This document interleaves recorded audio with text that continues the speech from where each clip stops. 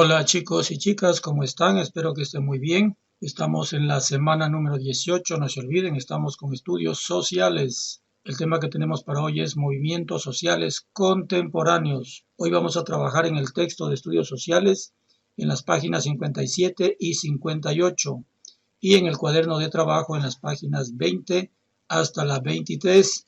Este es el último tema que tenemos en el cuaderno integrado y en el texto integrado de estudios sociales.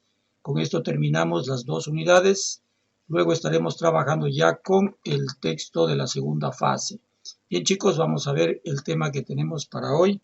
Un tema muy interesante, dice movimientos sociales contemporáneos. Los movimientos sociales de nuestro país están ligados estrechamente al retorno a la democracia y son legitimizados como organizaciones con deberes y derechos a partir de 1979 con las políticas del gobierno de Jaime Roldós.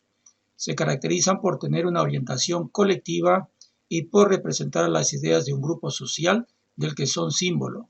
Pero estas organizaciones no solo se preocupan de decisiones políticas, sino que tienen intenciones ecologistas, humanistas, culturales, de integración, ética animal, etc.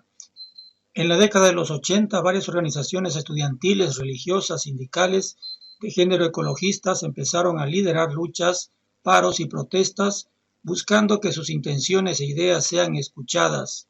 En la década de los 90 y a comienzos del siglo XXI, los movimientos sociales fueron parte esencial de las protestas que consiguieron la revocatoria del mandato de tres gobiernos, el de Abdalá Bucaram, Yamil Maguad y Lucio Gutiérrez. En los años 90 aparece con paso firme el movimiento indígena representado por la CONAIE, acompañados de movimientos sociales de mujeres, campesinos, ecologistas, pobladores del área urbana, jóvenes en busca de cambios. El pueblo llegó a un alto nivel de incredulidad en los ofrecimientos políticos y a través de sus representantes buscaba un proceso de transformación total. Nuevos actores, nuevas propuestas. En este contexto se presenta una nueva forma de hacer política, enfocada en la recuperación de la identidad nacional al beneficio del pueblo del Ecuador. Los movimientos sociales regresan con una recomposición y toman fuerza a partir del proceso de inclusión y modernización iniciado con la Constitución del 2008, impulsada por el presidente Rafael Correa. La Asamblea Constituyente de Montecristi en el 2008 tuvo una concurrencia de más de 1,000 delegaciones de organizaciones sociales de diversos tipos en donde plantearon sus necesidades y requerimientos. Tuvieron una participación activa dentro de un proceso favorable. Entre la gran diversidad de actores presentes en esta asamblea, los que más se hicieron notar fueron los interesados en el tema de ley de aguas y el Observatorio de Servicios Básicos de Guayaquil. Estuvieron presentes también organizaciones como Federación Nacional de Organizaciones Campesinas Indígenas y Negras, FENOCIN, la Coordinación Nacional de Campesina, CNC, Federación Nacional de Campesinos Libres del Ecuador, FENACLE, la CONAIE, Confederación Nacionalidades Indígenas del Ecuador, comités de desarrollo local y algunas ONG, la Federación Ecuatoriana de Indios, FEI, el Consejo Ecuatoriano de Pueblos y Organizaciones Indígenas Evangélicas, FEINE, y la Confederación de Nacionales Indígenas del Ecuador, CONAIE. También estuvo la Ecuarunari.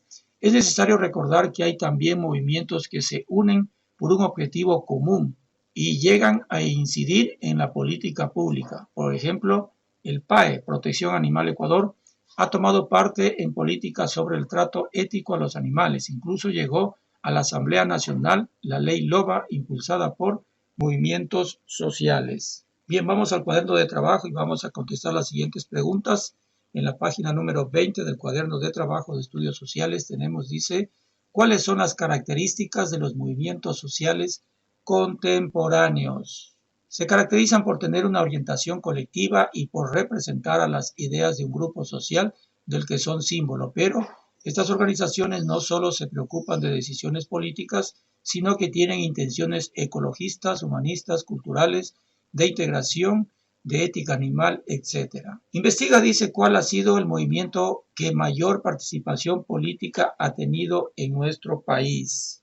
En los años 90 aparece con paso firme el movimiento indígena representado por la CONAIE, acompañados de movimientos sociales de mujeres, campesinos, ecologistas, pobladores del área urbana, Jóvenes en busca de cambios. Define, dice, con tus propias palabras, ¿qué es el laicismo? ¿Qué será el laicismo? El laicismo es la corriente de pensamiento, ideología, movimiento político, legislación o política de gobierno que defiende o favorece la existencia de una sociedad organizada aconfesionalmente, es decir, de forma independiente o en su caso ajena a las confesiones religiosas. La secularización. ¿Qué será la secularización? Es la transformación de algo que pertenecía al estamento eclesiástico en una realidad secular, no relacionada con ninguna confesión religiosa, especialmente la incautación por parte del Estado de bienes eclesiásticos.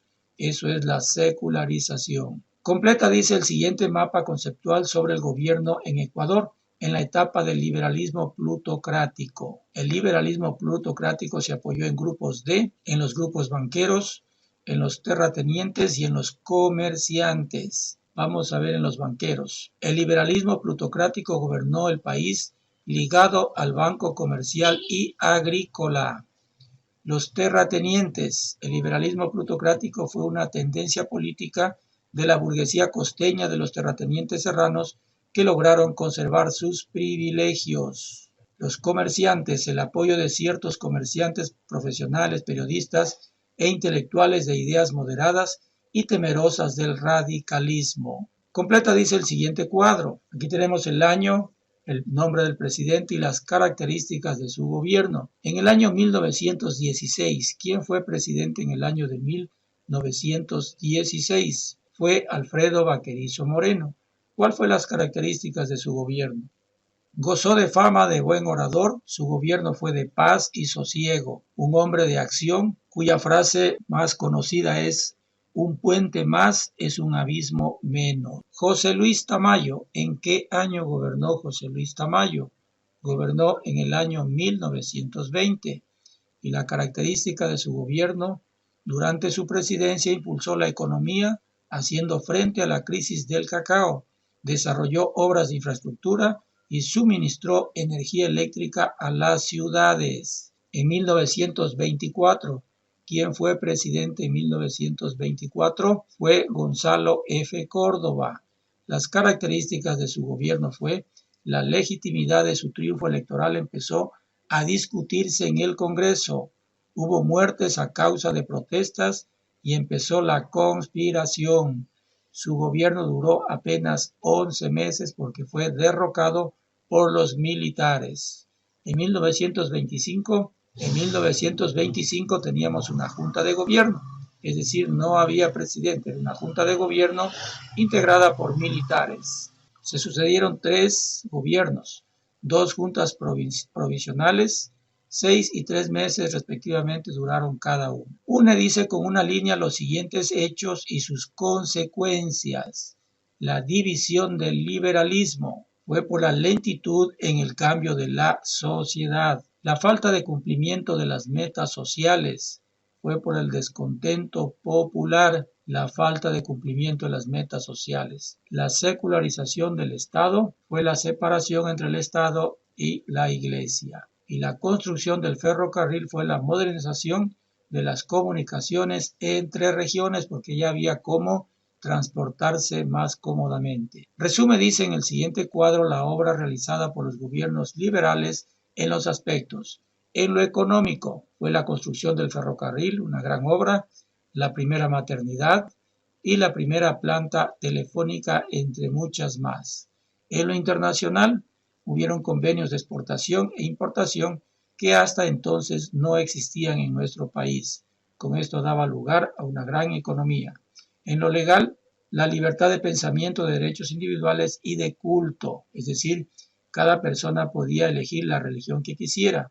Antes del liberalismo, todas las personas obligatoriamente tenían que ser católicos. Y otra ley fue de instrucción pública, laica, gratuita y obligatoria, es decir, la educación se volvía gratuita y laica, entre muchas otras leyes que se dictaron en favor del pueblo. Investiga, dice, sobre la vida de las mujeres liberales. Zoila Ugarte de Landívar y Victoria Vázquez de Cubi y elabora una ficha de su vida. Por ejemplo, de Zoila Ugarte de Landívar, lugar y fecha de nacimiento y su muerte, cuando murió. Nació el 27 de junio de 1864 en el Guabo, Machala, y murió en Quito el 16 de noviembre de 1969. ¿Cuál fue su actividad desarrollada? Fue una escritora, periodista, activista por los derechos humanos y feminista ecuatoriana. Fue la primera mujer en ejercer el periodismo en el Ecuador. Victoria Vázquez de Cubi, lugar y fecha de nacimiento. Nació en Latacunga el 7 de septiembre de 1891 y murió en Quito el 29 de mayo de 1939. Su actividad desarrollada fue: participó en los cambios sociales y políticos y aprovechó las nuevas oportunidades para insertarse en el campo literario.